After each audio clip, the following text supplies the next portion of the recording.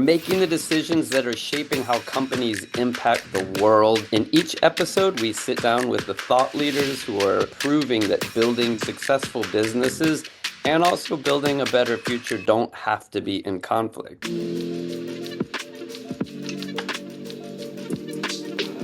I'm your host, Jeff Davis, co-founder of Circulins, one of the fastest growing digital product passport companies in the world. And our special guest today is Fredrik Koivula, who's the CEO at 10 Textiles. Welcome. Thanks for being a part of this. Well, thank you. Thank you. Yes, and we're going to get all into some of the things that you guys are doing within the textile universe. I always say leadership today isn't just about performance, it's about responsibility. And I know you guys have some initiatives that I think will be interesting to the watchers and the listeners of this podcast. So let's get into it. I guess, I mean, you're a fairly young guy, I could say as an old guy, but what were some of your first instances where you said, "Oh wow, I see a problem as far as let's say the environmental concerns in textiles?"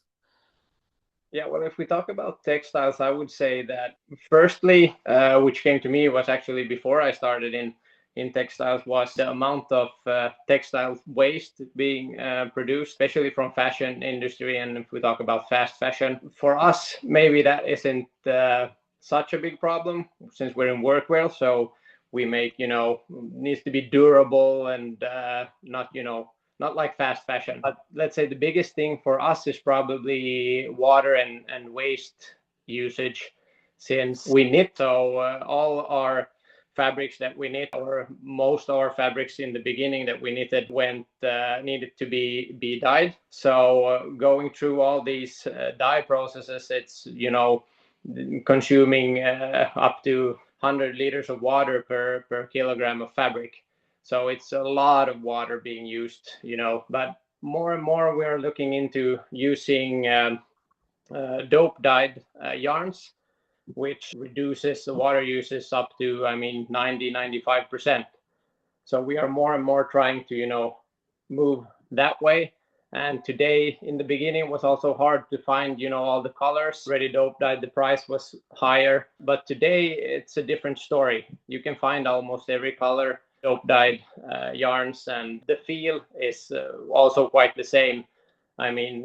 Compared to piece dyed fabrics, is usually pretty soft since it's been, through all the washing processes. But today you can get really nice dope dyed yarns and have still the same softness and feels and everything. So I think water usage is one of the biggest ones. What else has been something surprising that you've learned, along the way so far? Recycling, everybody wants recycled material. First of all, everybody was asking all our customers, can you produce, use recycled yarns and produce recycled material? And we were like, yeah, we can do all this stuff.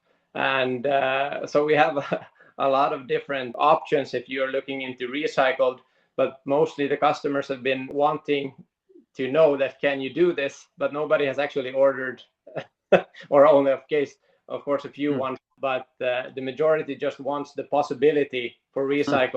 When need hits, then they can order, but they just want to be ready as a supplier. What's something about sustainability, maybe even more specifically within textiles, that you think outsiders would probably misunderstand? For instance, what we have done is we have eliminated all use of elastane.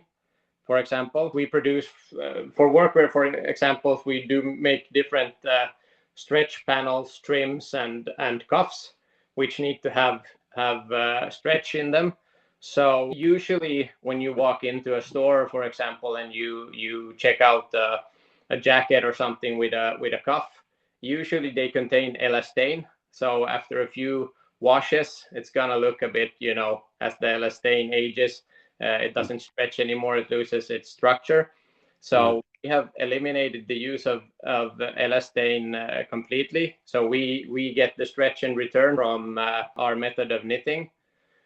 And also, if there's a lot of elastane, it can't be recycled. So I think that's also a big thing that people don't think about, because usually when you buy, well, any cloth piece, usually it has some elastane, especially if there's some slim fit or something like this. Then they have, and that's hard to recycle. That's interesting. You wouldn't think about that. Like, oh, this is slim fit. What does this mean for the environment versus a regular fit? Are there any hard trade-offs that you've had to make between the, profit and the planet?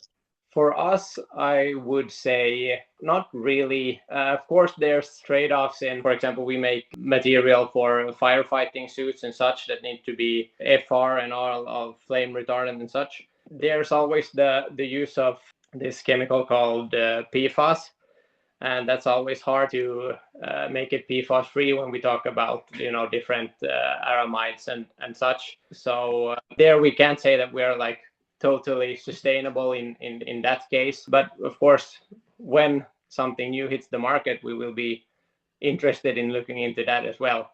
But there's always things. I mean, you have to be able to produce something and sell it. Also, you can't just be, I mean, for otherwise we wouldn't exist if we only looked at the sustainability side. Right. But it's really, really good that everyone is talking about it. And it's always, the first question everybody asks, like, is it recyclable? Is it sustainable? And all things. Mhm. Because, I mean, I have 3 kids and I need to look at the world a bit Yeah, different right. now, since it's I need to leave something for them as well. So Yeah. that's probably the biggest, motivator, if I put it like that. Yeah, that's awesome. Have you seen, like, in your pursuit of a more sustainable world through the work that you guys do, have you seen it unlock innovation in any ways that maybe you didn't even expect? Well, yeah, well, for example, the elimination of elastane, for example, the German market, they use a lot of elastane still. It's just they've always done it this way. And then with, huge state tenders and such, it's hard to change the recipes for textiles and fabrics and such.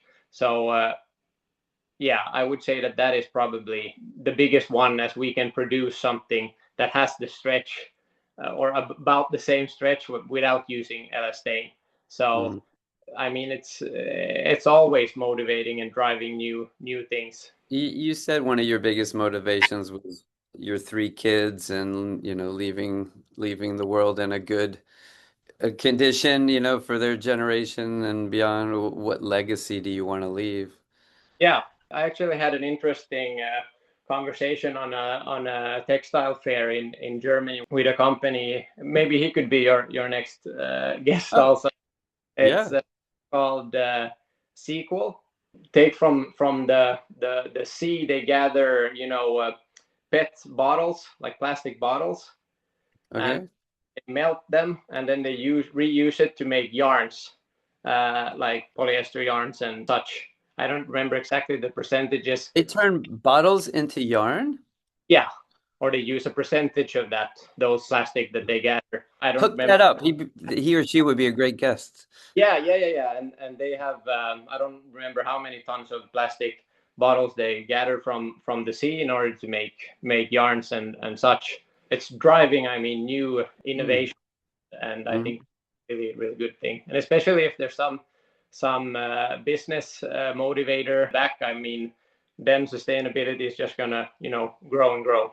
Yeah. What's the most important metric that you track as far as sustainability? I would say, of course, we use, for example, in our factory, 100% renewable energy, and we try to reduce water consumption by using dope dyed yarns, all these things. But of course, in order for all of this to go around, as you said earlier, also the employees also have to be happy.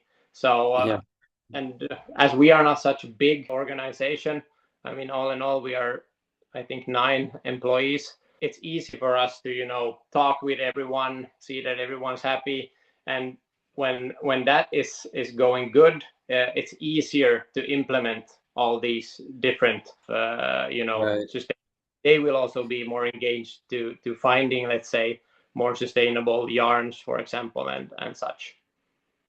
And if you could ban one thing globally tomorrow, what would it be? It's a hard question. It would be really, really many things. But Yeah. if we look at the world today, uh, Mm.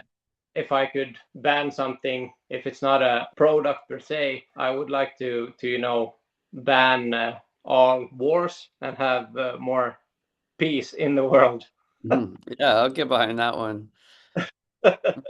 As yeah, I think we're going in the wrong direction there. Sustainability wise, we're going in the right direction, but Yeah. otherwise, I feel that we're going in the wrong direction. Yeah, all the sustainability practices in the world won't matter if there's giant nuclear bombs exploding around us.